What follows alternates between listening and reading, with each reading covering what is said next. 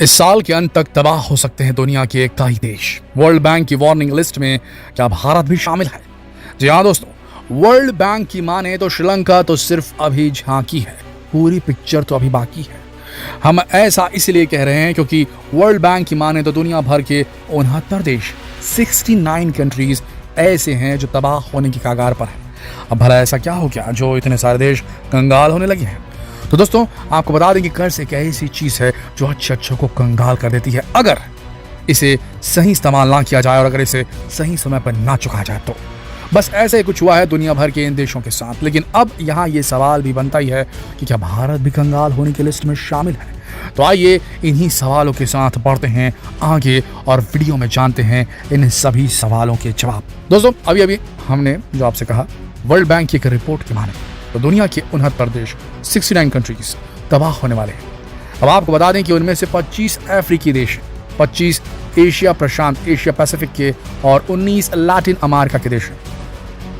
जी हाँ, रिपोर्ट में तो साफ तौर पर यही कहा गया है कि ये देश इस साल के अंत तक तबाह हो सकते हैं क्योंकि इन्हें आर्थिक संकट का सामना करना पड़ सकता है और ये भी श्रीलंका की तरह खुद को डिफॉल्टर अनाउंस कर सकते हैं। दोस्तों, यहाँ आपको एक बात बता दें, जानकारों का ऐसा मानना है कि कोई भी देश तबाही की कगार तक तब पहुंचता है जब उसकी स्थिति 3 वजहों से खराब होती है। एक, जब उस देश में अनाज की कमी हो। दूसरी, तब जब उस देश में एनर्जी यानी कि ईंधन का शॉर्टेज हो जाए, क्योंकि वो फ्यूल ही है जिस पर महंगाई का बड़ा हिस्सा निर्भर करता है, यानी इसे आप महंगाई से भी जोड़कर देख सकते हैं। तीसरा, तब जब देश की जेब खाली हो जाए, यानी राजकोषीय संकट की वजह से। और ये 69 देश 69 कंट्रीज ऐसे हैं जिनके सामने ये तीनों समस्याएं खड़ी हैं। वर्ल्ड बैंक की माने तो पहले से ही कोरोना महामारी को लेकर कई छोटे देश मुसीबत में पड़ गए थे। अभी वो इस संकट से खुद को निकालते ही कि इधर रूस यूक्रेन वॉर ने फिर से सब कुछ बिगाड़ दिया। दुनिया के इन देशों तक अनाज की सप्लाई नहीं हो पा रही है, जिससे यहाँ लोग खाद्य संकट का सामना कर रहे हैं। युद्ध और अमेरिका की ओर से जारी रोक ने सब कुछ बिगाड़ कर रख दिया है। महामारी का असर, महंगाई और कर्ज के बोझ के कारण ये देश मुसीबत की दलदल में फंसते ही चले गए। वॉर की वजह से सभी चीजों के दाम बढ़ने लगे, जिससे महंगाई अचानक ही बढ़ गई, ब्याज दरें भी बढ़ी। यूं कहें कि इन सब की उन देशों पर गहरी मार पड़ी और इस लिस्ट में मिस्र, लेबनान, ट्यूनीशिया और अर्जेंटीना जैसे कई देश शामिल हैं। हालांकि गंभीर संकट को देखते हुए IMF ने मिस्र, ट्यूनीशिया और पाकिस्तान के लिए राहत पैकेज दिया। IMF मतलब इंटरनेशनल मॉनेटरी फंड। वहीं अफ्रीकी देशों में घाना, केनिया, दक्षिण अफ्रीका और इथोपिया जैसे देश हैं जिनकी मदद IMF की ओर से की गई। अर्जेंटीना के लिए तो हाल में IMF ने $45 बिलियन का कर्ज मंजूर किया। अब सवाल ये कि अगर इन देशों को मदद मिल रही है तब भी ये देश अपने सिचुएशन को सुधार नहीं पा रहे हैं, तो इसका मतलब सिचुएशन बहुत ज्यादा खराब है। दोस्तों, यहाँ टर्की को नहीं भूल सकते क्योंकि टर्की में सालाना मुद्रास्फीति दर 70% तक पहुंच चुकी है। इसीलिए समझा ये जा रहा है कि उसकी अर्थव्यवस्था सबसे पहले ढहेगी। लेकिन अभी तक टर्की में खाद्य पदार्थ लोगों की पहुंच से बाहर नहीं हुए हैं। बताया जाता है कि नॉन ट्रेडिशनल उपायों का पालन करते हुए टर्की अब तक श्रीलंका जैसी हालत से बचा हुआ है। आपको बता दें कि ऐसा कोई पहली बार नहीं हुआ कि कोई देश डिफॉल्टर हुआ है, बल्कि इससे पहले लैटिन अमेरिकी देश अर्जेंटीना साल 2000 से 2020 के बीच 2 बार डिफॉल्टर हो चुका है। अब एक बार फिर से अर्जेंटीना उसी लाइन में खड़ा है।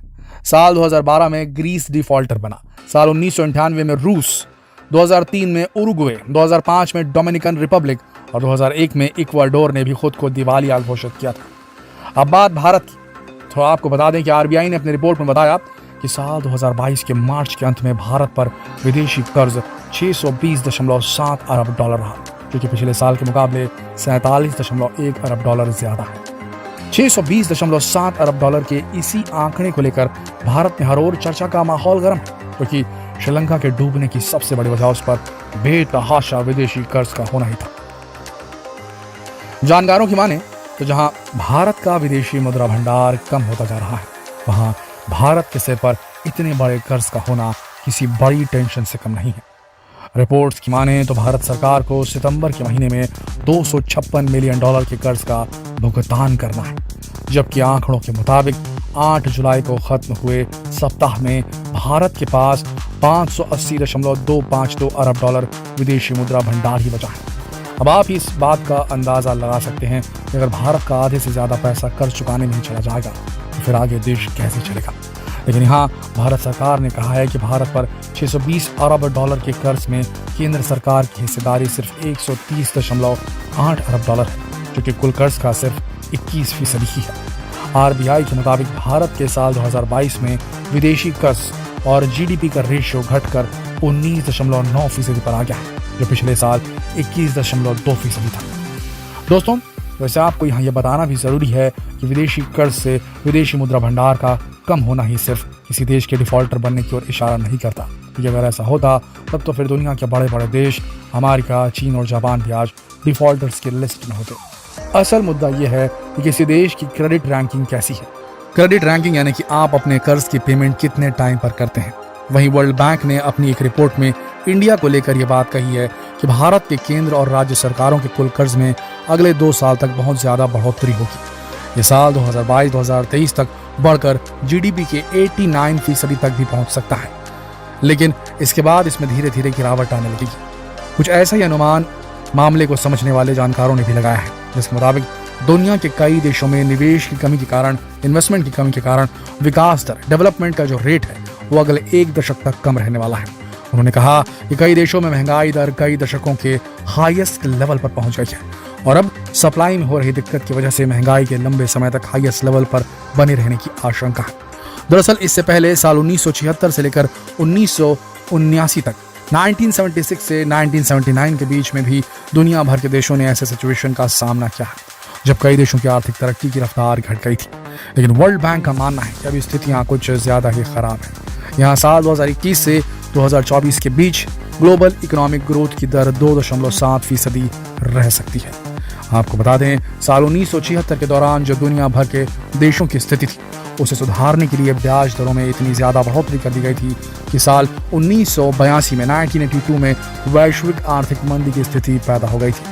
आपको बता दें कि अगर दुनिया भर के देशों के बर्बाद होने को लेकर वर्ल्ड बैंक का अनुमान सही निकलता है तो इससे दुनिया भर के करीब 1.7 मिलियन आबादी प्रभावित होने वाली है, यानी पूरी धरती में रहने वाला हर 5वां आदमी कर्ज के बोझ तले दबा होगा।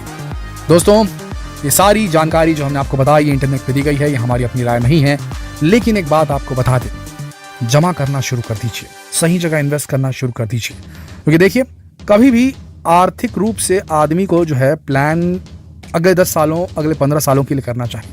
आने वाले साल, महीनों के लिए प्लानिंग करना बेवजह बेफजूल है। तो 10-15 साल की प्लानिंग करके चलना सबसे बेहतर माना जाता है। और जिस तरीके से वैश्विक रेट पे, वैश्विक स्तर पे जो गिर रही है बुरी तरीके से इकोनॉमी, हर देश की, अमेरिका हो, चाइना हो, कहीं की भी हो, उस हिसाब से हमें थोड़ा सावधान और सतर्क रहने की जरूरत है। फाइनेंशियल स्टेबिलिटी के लिए पैसिव इनकम के स्रोत बनाएं, पैसे को सेव करें और उस पैसे को बढ़ाने का तरीके खोजें, और उस तरीके से जब आप पैसिव इनकम करेंगे तो आप और आपका परिवार फाइनेंशियली स्टेबल होगा। हमारी यही राय है। बाकी आपका इस पूरी यथास्थिति पे क्या कहना है? क्या इन जिन देशों का नाम लिया गया है वर्ल्ड बैंक के द्वारा कि जो कंगाल होने वाले हैं, क्या आने वाले 4-5 सालों में उसमें भारत का भी नाम शामिल हो सकता है? क्या लगता है आपको? किस तरीके की नीति होनी चाहिए हमारे देश की? कमेंट सेक्शन में लिखकर जरूर बताएं और जितना हो सके इस वीडियो को शेयर करें फेसबुक पर, व्हाट्सएप पर, यूट्यूब पर। कल फिर मिलते हैं एक और दिलचस्प वीडियो के साथ। तब तक के लिए आप सबका इस वीडियो के अंत तक बने रहने के लिए दिल की गहराइयों से धन्यवाद।